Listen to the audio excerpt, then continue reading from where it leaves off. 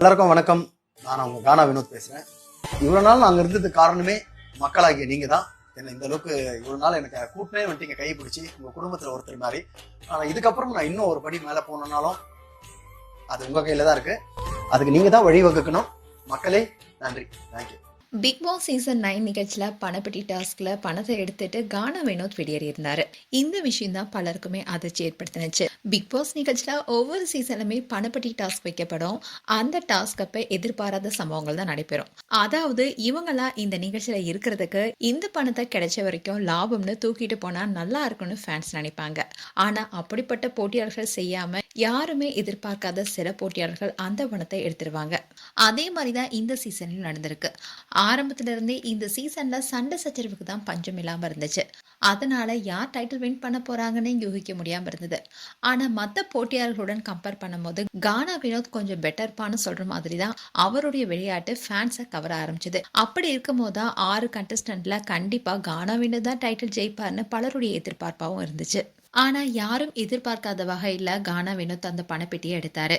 அதோட கானா வினோத் ரொம்பவே கதறி அழுதாரு. பிக் பாஸ் பேசும்போது அவர் கண்ணீர் விட்டு அழுந்தது நம்மளாலே பார்க்க முடியல. ரொம்பவே உணர்ச்சி பூர்வமான தருணமா இருந்தது. அது மட்டும் இல்லாம ஃபைனல்ஸ்க்கு போகக்கூடிய மற்ற கான்டெஸ்டன்ட் கிட்ட நீங்க 5 பேத்துல எனக்கு யார் வந்தாலும் ரொம்ப சந்தோஷம்தான். நான் இவ்வளவு நாள் கஷ்டப்பட்டதுக்கு இது எனக்கு போதும். நான் இது வரைக்கும் பிக் பாஸ் வீட்டுக்குள்ள இருந்ததுக்காக சம்பளமும் வரும். இந்த பணத்தோட எல்லாமே கால்குலேட் பண்ணி பார்த்தா எனக்கு இது போதும்னு கானா வினோத் சொன்னாரு. அண்ட் சாரி நான் எடுத்துக்கன்னு சொன்னாரு.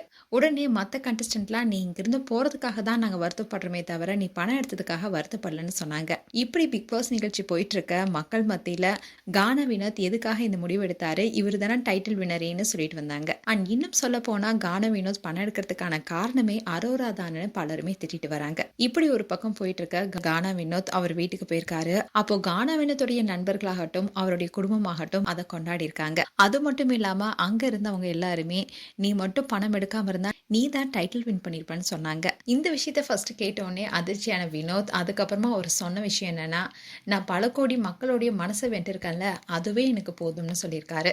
அண்ட் இதை தொடர்ந்து கானா வினோத்துக்கு சினிமாவில் வாய்ப்பு கிடைச்சா மேலும் அவருடைய வாழ்க்கையில மாற்றம் ஏற்படும். And Bigg Boss Tamil season 9 உடைய டைட்டில் வின்னர் யாரா இருப்பாங்க என்பது குறித்து உங்களுடைய கருத்துக்களை கமெண்ட் செக்ஷன் சொல்லுங்க. மேலும் இது போன்ற வீடியோஸை பார்க்க நியூஸ் தமிழ் டிட்ஸ் சப்ஸ்கிரைப் பண்ணுங்க. மறக்காம நோட்டிஃபிகேஷன் பட்டனை கிளிக் பண்ணுங்க.